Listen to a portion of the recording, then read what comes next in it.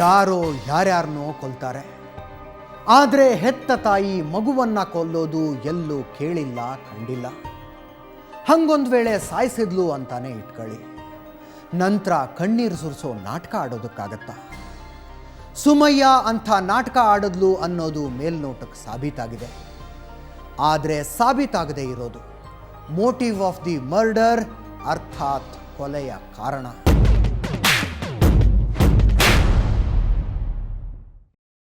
Kidnap case ತಗೊಂಡ್ಬಂದವಳು ಕೊಲೆ ಕೇಸಲ್ಲಿ arrest ಆದ್ಲು. ಹತ್ಯೆಗೆ ಆಕೆ ಕೊಟ್ಟಿದ್ದು 3 ಕಾರಣ. 1, ಹುಟ್ಟಿದ್ದು ಹೆಣ್ಣು ಮಗು ಅನ್ನೋದು.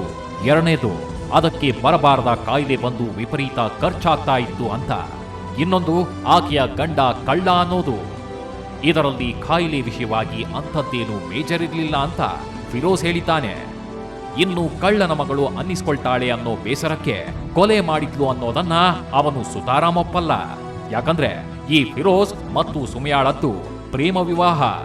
ಇವರಿಬ್ಬರೂ ಪ್ರೀತಿಸುವಾಗ್ಲೇ ಆತನ ಮೇಲೆ ಕಳ್ಳತನದ ಕೇಸಿದೆ ಅನ್ನೋದು ಆಕೆಗೆ ಗೊತ್ತಿತ್ತಂತೆ. ಅಷ್ಟಕ್ಕೂ ಆಕೆಯನ್ನ ಮದುವೆ ಮಾಡ್ಕೊಂಡ್ಮೇಲೆ ನಾನು ಬದಲಾಗ್ಬಿಟ್ಟಿದ್ದೆ ಅಂತ ಯಾವ ಕೇಸು ಈಗ ನನ್ನ ಮೇಲೆ ಇರ್ಲಿಲ್ಲ ಅಂತಾನೆ ಫಿರೋಜ್. ನಾವು ಏನಂತಂದ್ರೆ ನಮ್ದು ಬ್ಯಾಕ್ ಗ್ರೌಂಡ್ ಸರಿ ಇಲ್ಲ, ನಾವು ಒಂದ್ ಸ್ವಲ್ಪ ಮುಂದೆ ಹಳೆ ಕೇಸಲ್ಲಿ ಇದ್ದೆ ಅಂತ ನಮ್ಮ ಮೇಲೆ ಹಳೆ ಕೇಸ್ ಇತ್ತು. ಅದ್ರ ಬಗ್ಗೆ ಏನಂತಂದ್ರೆ ನಮ್ಮ ಮಿಸ್ಸಸ್ ಕೂತ್ಕೊಂಡಿರೋದು ಅವ್ರಿಗೆ ಭಯ ಪಟ್ಬಿಟ್ರು. ಅಲ್ಲಿ ಕೂತ್ಕೊಂಡ್ರಲ್ಲ ಅದ್ರಿಂದ ಭಯ ಪಟ್ಕೊಂಡ್ರು. ನಮ್ದು ಹಳೆ ಕೇಸ್ ಇತ್ತು, ಅದು ಎಲ್ಲ ನಮ್ಮ ಮಿಸ್ಸಸ್ಗೆ ಎಲ್ಲ ಗೊತ್ತಿದೆ, ಏನು ಫುಲ್ ಡಿಪಾರ್ಟ್ಮೆಂಟ್ಗೆಲ್ಲ ಗೊತ್ತಿದೆ. ಅದು ಏನಂತಂದ್ರೆ 4 ವರ್ಷದಿಂದ ಕೇಸ್ ಆಗಿರೋದು, ಬೈಕ್ ಕಳ್ತನ ಅದು ಎಲ್ಲ ಕೇಸ್ ಆಗಿರೋದು ನಮ್ಮ ಮೇಲೆ. ಏನಂತಂದ್ರೆ ನಾವು ದೇವರಾಜ್ ಸ್ಟೇಷನ್ ಅಲ್ಲಿ, ಆಮೇಲೆ ಲಕ್ಷ್ಮೀಪುರಂ ಅಲ್ಲಿ ಸ್ಟೇಷನ್ ಅಲ್ಲಿ ಎಲ್ಲ ಕೇಸ್ ಆಗಿದೆ. ನಾವು ಎಲ್ಲ ಬಿಟ್ಬಿಟ್ಟು 4 ವರ್ಷದಿಂದ ಮದ್ವೆ ಆಗಿ ಆಟೋ ಓಡಿಸ್ಕೊಂಡು ನಮ್ಮ ಜೀವನ ನಾವು ಮಾಡ್ಕೊಂಡು ಹೋಯ್ತಾ ಇದ್ದೆ. ಆಟೋ ಓಡಿಸ್ಕೊಂಡು ಜೀವನ ಮಾಡ್ಕೊಂಡು ಹೋಗ್ತಿರೋವಾಗ ಕಳ್ಳನ ಮಗು ಅಂತ ಕೊಲೆ ಮಾಡೋದೇನಿದೆ? ಇದೆಲ್ಲ ಒಪ್ಪುವಂತದ್ದೇ ಅಲ್ಲ ಅನ್ನೋ ವಾದ ಅವರದ್ದು. ಆದ್ರೆ ಫಿರೋಜ್ ತಂದೆಗೆ ಸೊಸೆ ಯಾವ ತಪ್ಪು ಮಾಡಿಲ್ಲ ಅನ್ನೋಷ್ಟು ನಂಬಿಕೆ ಆಕೆಯ ಬಗ್ಗೆ ಇದ್ದ ಹಾಗಿಲ್ಲ. ಅವಳು ಸ್ಟೇಟ್ಮೆಂಟ್ ಕೊಟ್ಟವಳಲ್ಲ, ಕಳ್ಳ ಇವನು, ಮಗುಗೆ ನಾವು ಸಾಕ್ಬೇಕಂತ ಆಗಿಲ್ಲ ಅಂತ ನಾವು ಪೇಪರ್ ಈಗ ನೋಡಿದ್ದು. ಕಳ್ಳ ನಮ್ಮ ಮಗುಗೆ ಸಾಕಾಗಿಕ್ಕಿಲ್ಲ, ನಾಳೆ ದಿವಸ ಹೆಸರು ಬರ್ತದೆ ಅಂತ ಅವಳೇ ಸ್ಟೇಟ್ಮೆಂಟ್ ಕೊಟ್ಟಿದ್ಮೇಲೆ ನಾವೇನ್ ಮಾಡಕ್ಕಾಯ್ತದೆ? ಅವಳೇ ಸ್ಟೇಟ್ಮೆಂಟ್ ಎಲ್ಲ ಕೊಟ್ಟವಳಲ್ಲ, ಅವ್ರ ಅಣ್ಣನು ಹೇಳಿದೆ ಅಂತ. ಅಂಥದ್ದು ಸ್ಟೋರಿ ನಮ್ಗೆ ಗೊತ್ತಿದೆ.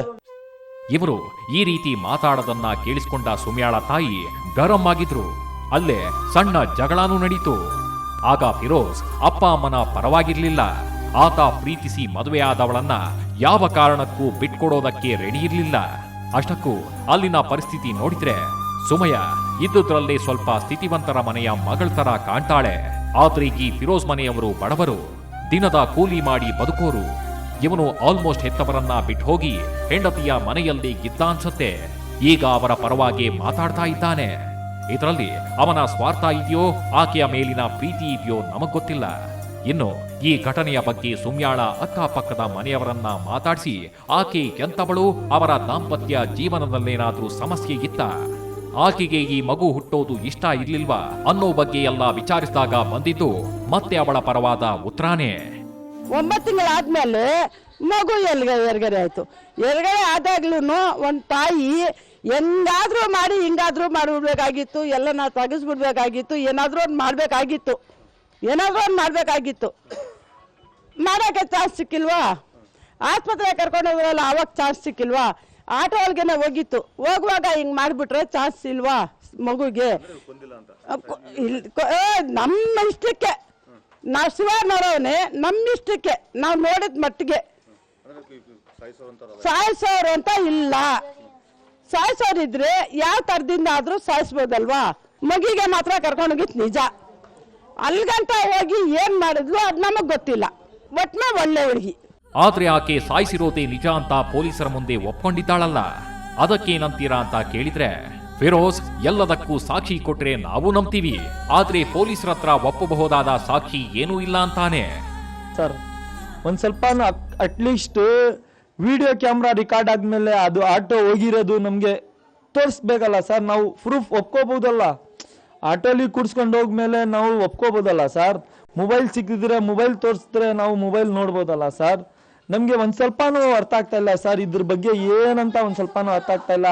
ಇಲ್ಲಿ ಮನೆ ಹತ್ರ ಬಂದು ಶಬ್ಬೀರ್ ಹುಸೇನ್ ಬಂದು ನಮ್ಮ ಬಾಮೈದ ಅದು ಅಲ್ಲಿ ಸಬ್ ಇನ್ಸ್ಪೆಕ್ಟ್ರು ಇಲ್ಲಿ ಮನೆಯಿಂದ ಬಂದು ನಮ್ಮ ಮಿಸ್ಸಸ್ದು ಮೊಬೈಲು ಅವ್ರ ಮಗು ಇನ್ನು ನಮ್ಮ ಮಾಮೈದ ಟೀ ಶರ್ಟ್ ಹಾಕಿದ್ರಲ್ಲ ಆ ದಿವಸ ಅದು ಟೀ ಶರ್ಟ್ ಎಲ್ಲ ತಗೊಂಡೋಗಿದ್ದಾರೆ, ಅದು ಇಸ್ಕೊಂಡು ಹೋಗಾರೆ. ಸಾಯಂಕಾಲ ಬನ್ನಿ ಬಟ್ಟೆ ಇಸ್ಕೊಂಡಿದ್ದಾರೆ. ನಮಗೆ 1 ಗಂಟೆ ರಾತ್ರಿ ತನಕ ಸ್ಟೇಷನಲ್ಲೇ ಕೂರಿಸಿದ್ರು.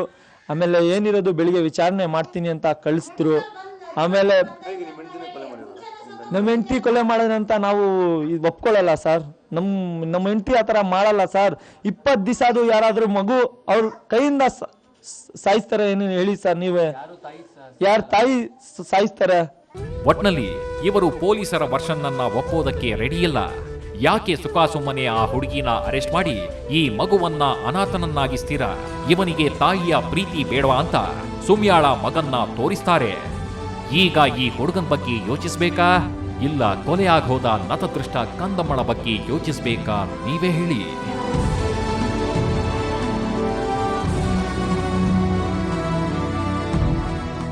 ಪೊಲೀಸರು ಸುಮಯ್ಯ ಮೇಲೆ ವಿನಾಕಾರಣ ಆರೋಪ ಹೊರಿಸಿದ್ರು ಅನ್ನೋದಕ್ಕೆ ಅವಳೇನು ಪೊಲೀಸರ ಆಜನ್ಮ ಶತ್ರುನ?